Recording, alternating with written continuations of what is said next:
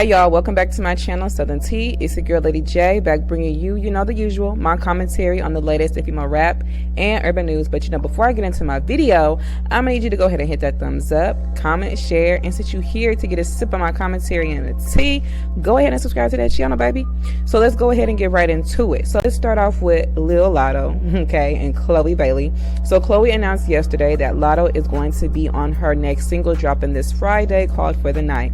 Now Chloe teased this song earlier this year on IG Live along with her song called Surprise and some other song that I can't think of the name of, but she was asking her fans to basically choose her next single, and I initially thought For the Night was better than the other two songs that she played on live, and so did most of her fans, because that was most of what I seen the comments was saying when she did that a few months back. But she ended up choosing Surprise, to no one's surprise, which is an okay song, not gonna lie, but I ain't streamed it at all. I ain't even gonna lie. I ain't streamed it since she dropped it, okay? But it's an okay song from what she previewed on live. I really wanted her to release For the Night, and I know London on the Track produced it, and I'm not a big fan of London on the Track and his behavior, but he is a great producer, and I think the beat was definitely, a good beat, which I really liked when I first heard it, and it would have made so much more sense to drop this song at the beginning of the summer, since it's upbeat and not slow paced like Surprise. However, there was originally no one else on the song, so the fact that she went and added Latto to this song, I just find it highly unnecessary, and that is my opinion. She needs a strong solo song, because Surprise wasn't it, and Treat Me, Eat Me, whatever, it wasn't it either. But For the Night has potential, or had potential, because I really don't want to hear another artist on this song. It's not just about it being Latto. She needs a strong solo single, okay, because she's yet to really have that one since whatever that song she dropped last year and performed at the VMAs. So it sounded fine with just her on it. I don't even really hear Latto on this type of record. She's more so an artist who I hear rapping over a trap type beat, not a beat like this. But I'm sure she will be talking about her cooch pooch per usual. A lot of these rap girls are pretty one-dimensional at this point. A very few of these new girlies show some diversity or creativity, like Doechii, Doja, and Flo Milli, and a few others, but they don't get as much of a push as Latto or Megan or Cardi. So let me know if you will be listening to the song when it drops. Will you be supporting the record? Also, Latto did clear up a rumor of her being denied to sample Lil Wayne's classic Lollipop. So she took to Twitter to say, you don't even have a song sampling Lollipop, which she's not really confirming or denying. Technically, she's not confirming or denying this, but a lot of people are taking it as her denying or even having sampled this song, which if that's the case, I'm not really mad at it, because I wouldn't be able to hear her on this either. Let me know your opinion below. Now, speaking of Lil Latto, damn near her whole music vault got leaked on Twitter. Ever since she went at it with Nicki, she done had the barbs. She done had the barbs in a chokehold, okay? She done pissed the barbs off, and they ain't letting up, child. But like Nicki said, if you go against Nicki, it's gonna cost you, okay? Now, I listened to some of the unreleased songs, and I understand exactly why she kept them in the vault. Baby, do you hear me? I understand why you kept them in the vault, because it is not giving at all. Not a 1, not a 2, not a 3, not none of the 40 that got leaked, okay?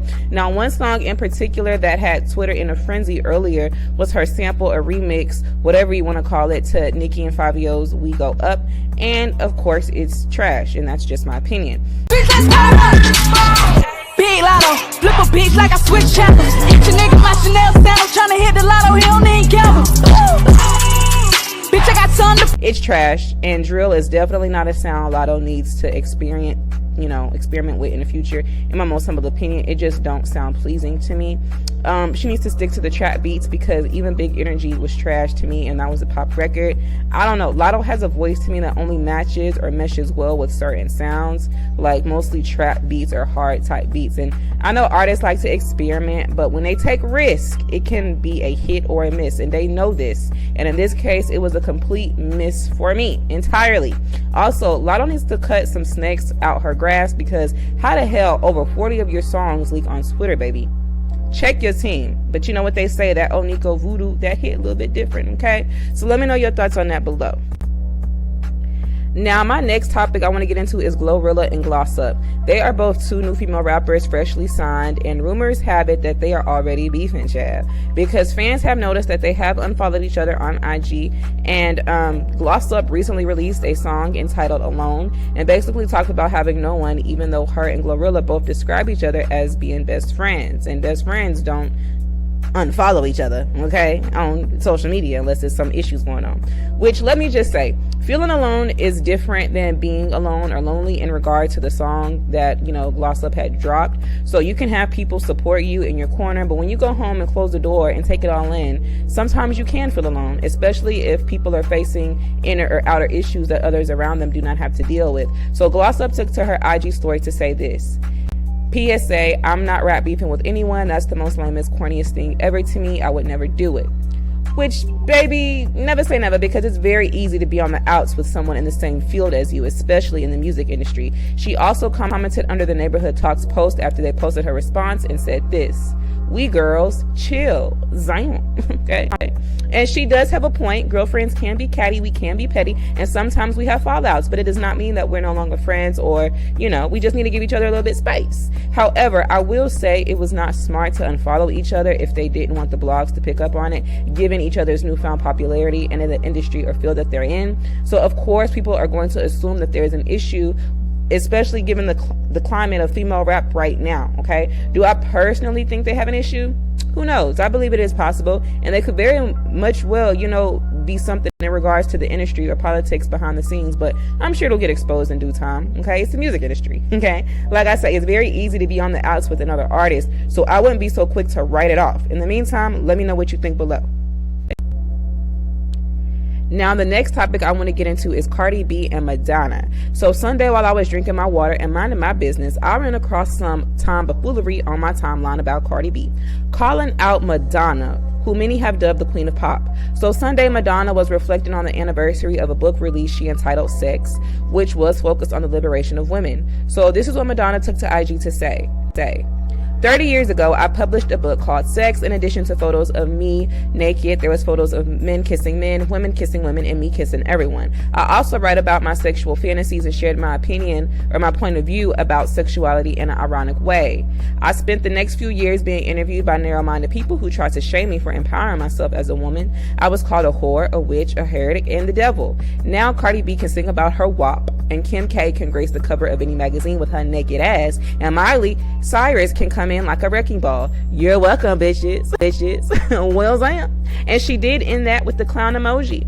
Now, the things, you know, things that are written in text and that are posted, you know, the tone can be taken however to the reader or recipient versus the tone of a verbal conversation. So I can see where someone who was mentioned in this way or in this post could take offense. However, it is smart.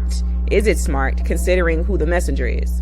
No, it's Madonna, which is why we saw Cardi quickly reconcile and make up with Madonna just a few short hours later. So after Madonna made that post, of course, Cardi expressed her feelings on her favorite app called Twitter, child. So Cardi's initial response said this: I literally paid this woman homage so many times because I grew up listening to her. She can make her point without putting clown emojis and getting slick out the mouth. These icons really become disappointments when she make it in the industry. That's why I keep to myself.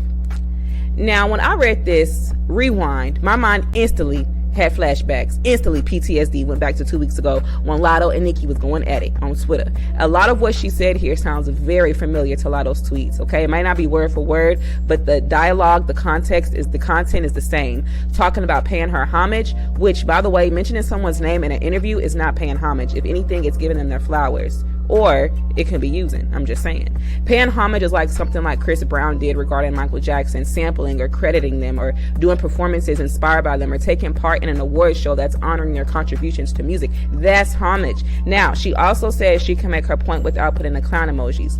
Crazy, because Latto told Nicki she couldn't make her point about the Grammys without using her song, even though it was relevant and made logical sense to use Latto's song as an example since it was a legit comparison.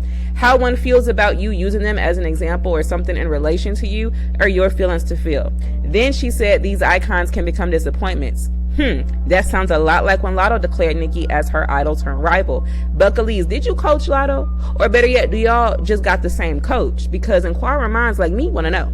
Then she went on to respond to someone who claimed that she had a hard time comprehending what Madonna was trying to say, and Cardi said this: exactly, say what you want to say, but don't insult me, the fuck? Nobody gonna little girl me, especially a white woman. Again, it's giving same drama coach, because this again took me back to Latto when she told Nicki, "You're not gonna bully me." And then she made that post in the lead a few weeks back saying that an artist called her a quote unquote little girl and questioned why another artist wanted to work with her. So essentially she's saying this artist, who people speculated to be Nicki Minaj, little girled her. So I just couldn't help but to notice a reoccurring pattern and correlation in Latto's and Cardi's responses. Also, she talking about a white woman little girl and her. I'm confused. We need to decide this today. What race is Buckalese to be getting offended by a white woman? I want to know. I know she ain't a black woman. I know she ain't. I seen her parents. And before you fake woke people jump in my comments, make sure y'all have an understanding, a clear understanding between race, ethnicity, and nationality, child. Because you can be black and be Hispanic just like you can be white and be Hispanic. You can be white and be Latino like you can be black and be Latina. We got white Americans, we got black Americans. You got black Dominicans, you got white Dominicans, and the rest are a mixture. So please don't tell me this woman is black. I seen her parents, okay? And then Cardi went on to refer to herself as, quote unquote, again, the most hated woman on the internet. Like, baby, someone come to the front and center stage right the fuck now and tell me why these new rap bitches want to have hate trains 3 bad. If anything, the internet loves Cardi. The blogs show her love because they damn sure act like they was scared to post her in court last week, but they was quick to post that she won her court case. And if she paid attention to Barty Gang instead of the Barbs, she would see all the love in her mentions and down her timeline. Like, you're not hated. You just respond to nothing but trolls and a fan base that likes to taunt you because your fans taunt their fave. Let's keep it a buck. Just because people disagree with you does not mean you have a hate train, Miss Girl. Now, we did see Cardi went on to let it be known her and Madonna have made up, which is no surprise, because if she still want to be an industry favorite, she needs to keep it cute with Miss Madonna, child.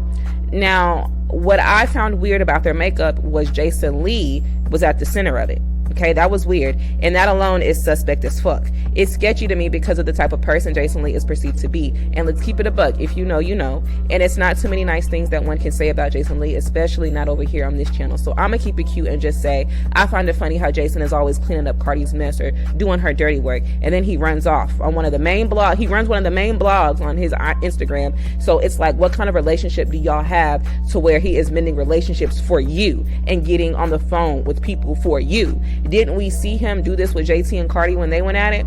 Again, so I don't know. I find that very weird and very telling, but let me know your thoughts below. Now, speaking of Cardi, real quick, Cardi did jump in the comment section of the blog It's On Site, who did post about the debacle she had about Madonna on Twitter. And Cardi did not like the way they captioned the post because they had said, it seems like she responds to everything except that rumor. Y'all know what? Never mind, just swipe. To which Cardi responded multiple times in the comments and said, why y'all delete my comment? The rumor will be addressed on Offset album. I think she meant addressed. Then she said, that rumor will be addressed on Offset album. Stay tuned. And she also posted it to Twitter. So she wanted everyone to know that Offbeat will be addressing the Saweetie rumors on his next album, and that nobody will be checking for this album because nobody's going to be checking for this album. So obviously she trying to help her hubby by bringing some checks home with this free promotion. So people can go run and listen to the song when it drops, like they did with Quavo and Lil Baby addressed it on their projects. All these niggas talking and Saweetie ain't said shit. You niggas love to kiss and tell. The only one who I even want to hear from right now at this point is Saweetie, because I don't trust what Offbeat got to say anyway. Of course he gonna lie. He married and he done publicly been caught cheating on Cardi before. So why would he want that information out there if it's true? His job as a man and her husband is to deny.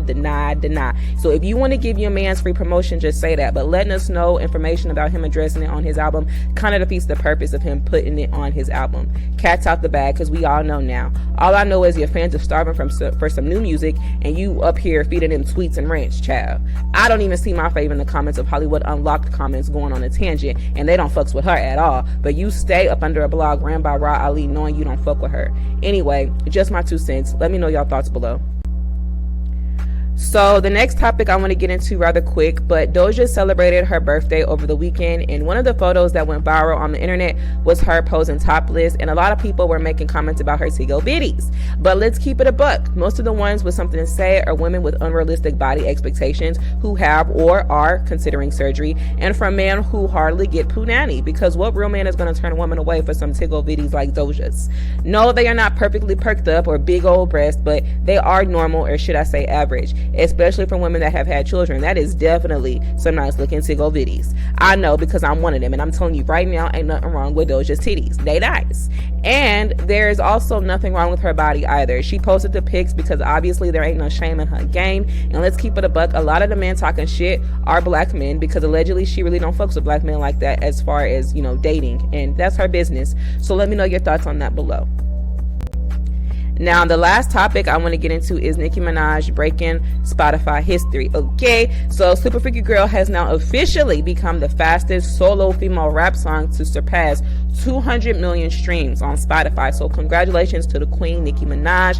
People are out here buying and streaming her music. That's what you call it, longevity over 10 years in the game, because some of your faves who've been dropping the past 3 to 5 years consistently ain't even doing numbers like that. Okay, now speaking of Nicki real quick, I want to take y'all back to this post from a couple of weeks ago. Y'all remember this is where Nicki said good morning to the barbs and the barbs only, you know. Well, on Sunday I noticed Latto had tweeted this: good morning to the jackpots and the jackpots only. Now, call me what you want and say what you want, but I believe Latto is trolling Nicki Minaj. Okay, that's not no fucking coincidence. She tweeted the exact same things but replaced barbs with jackpots. Okay, because for one, bitch, who the fuck is the jackpots anyway? Is there any jackpots tuned in? I'm gonna need all 20 of y'all to comment down below, child, because she tweeting this as if her fan base is on the level of the barbs, child.